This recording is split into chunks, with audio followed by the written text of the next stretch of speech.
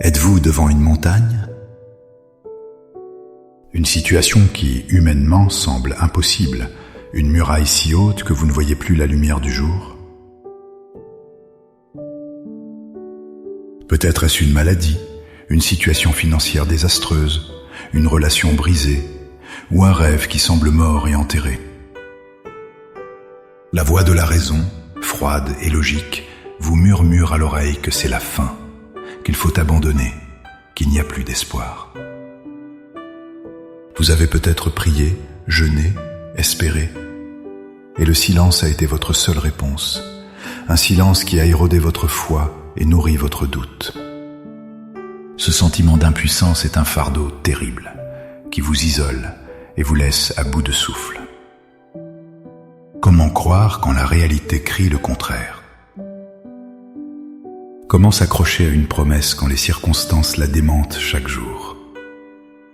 C'est dans ce lieu de tension, ce champ de bataille entre ce que vos yeux voient et ce que votre cœur aspire à croire, que la véritable foi est forgée.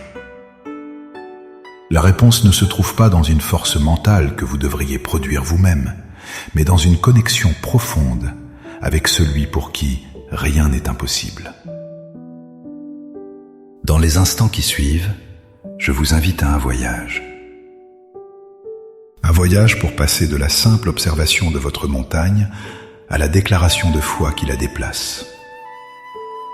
Ensemble, nous allons prier, non pas pour nier la réalité, mais pour la soumettre à une vérité plus grande, la toute-puissance de Dieu.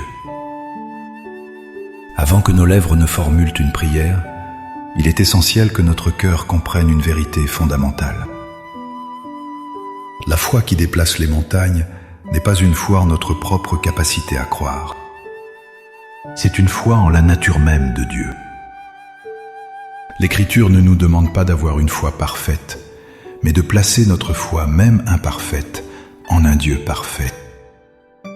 Considérez ce passage puissant dans l'Évangile de Marc, au chapitre 9. Un père amène son fils tourmenté à Jésus, désespéré après que les disciples n'aient rien pu faire. Jésus lui dit cette phrase qui est au cœur de notre prière aujourd'hui. « Si tu peux ». Tout est possible à celui qui croit. La réponse de ce Père est l'une des prières les plus honnêtes et les plus puissantes de toute la Bible. Il ne prétend pas avoir une foi inébranlable. Il crie avec larmes « Seigneur, je crois. Viens au secours de mon incrédulité. » Voyez-vous la beauté de cela? Sa foi et son doute coexistaient, et il a présenté les deux à Jésus. Il n'a pas été rejeté pour son doute, il a été secouru dans son incrédulité. De même, Jésus nous enseigne dans Matthieu 17 que si nous avions de la foi comme une graine de sénévé, la plus petite des semences, nous dirions à cette montagne « Transporte-toi d'ici là », et elle se transporterait. L'accent n'est pas mis sur la taille de notre foi, mais sur la puissance du Dieu en qui cette foi est placée. Une minuscule graine de foi authentique, plantée dans le sol fertile de la toute-puissance de Dieu, a un potentiel infini. Ce n'est donc pas avec l'arrogance d'une foi parfaite que nous prions aujourd'hui, mais avec l'humilité d'un cœur qui, comme ce Père, crie « Je crois, aide-moi là où je ne crois pas encore ». C'est cette foi sincère que Dieu honore. Maintenant, avec cette vérité ancrée dans notre esprit, que notre foi n'a pas besoin d'être grande, mais simplement d'être placée dans un grand Dieu, élevons nos cœurs. Trouvez un endroit calme, fermez les yeux et laissez ces mots devenir le souffle de votre âme. Priez avec moi de tout votre être. Père Tout-Puissant, Créateur du ciel et de la terre, Dieu d'Abraham, d'Isaac et de Jacob, le Dieu pour qui rien n'est impossible. Je viens devant ton trône de grâce, non pas avec mes mérites, mais avec mon cœur brisé et mon esprit fatigué. Tu vois la montagne qui se dresse devant moi. Tu connais son nom, sa hauteur, son poids. Tu vois comment son ombre a obscurci ma joie et étouffé mon espérance. Devant elle, je me sens petit, faible et impuissant. Mais aujourd'hui, je choisis de lever les yeux au-delà du rocher, vers toi, le rocher des siècles. Seigneur, je dépose à tes pieds le fardeau du doute. Je renonce à la voix de la raison qui me dit que c'est fini. Je renonce à la peur d'être déçu une fois de plus. Je me libère de la nécessité de comprendre comment tu vas agir. Je te remets le comment, le quand et même le si. J'abandonne mon propre plan, mes propres solutions, et je me soumets entièrement à ta souveraineté et à ta sagesse infinie. Pardonne-moi pour les fois où j'ai plus cru en la taille de mon problème qu'en la grandeur de mon Dieu. Père, au nom de Jésus, je proclame la vérité de ta parole qui déclare « Tout est possible à celui qui croit ». Je choisis de croire. Et comme cet homme devant toi il y a 2000 ans, je crie du plus profond de mon être « Seigneur, je crois ».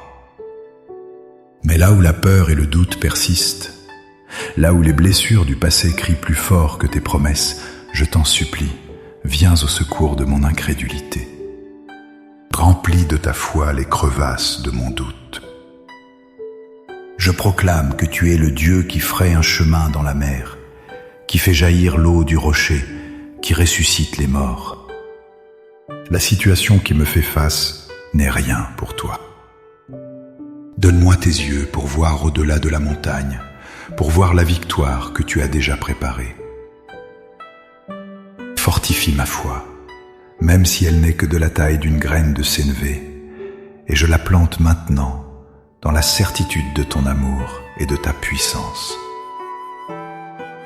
Au nom puissant de Jésus, je parle à cette montagne de maladies, de dettes, de divisions, de stérilité, de peur, et je lui ordonne, par l'autorité que tu m'as donnée en Christ, de se déplacer et de se jeter dans la mer de ta souveraineté.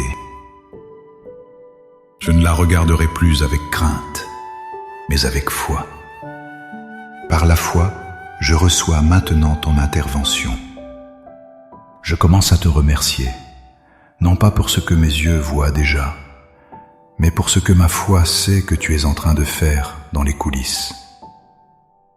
Merci Père, parce que tu entends la prière d'un cœur sincère. Merci parce que tu es fidèle à ta parole. Je marche désormais non plus par la vue, mais par la foi en toi. Toute la gloire et l'honneur te reviennent, maintenant et pour toujours. Au nom puissant et victorieux de Jésus. Amen. Cette prière n'est pas une fin, mais un commencement. Le véritable acte de foi est de continuer à marcher, jour après jour, en choisissant de croire en la parole de Dieu plutôt qu'aux circonstances.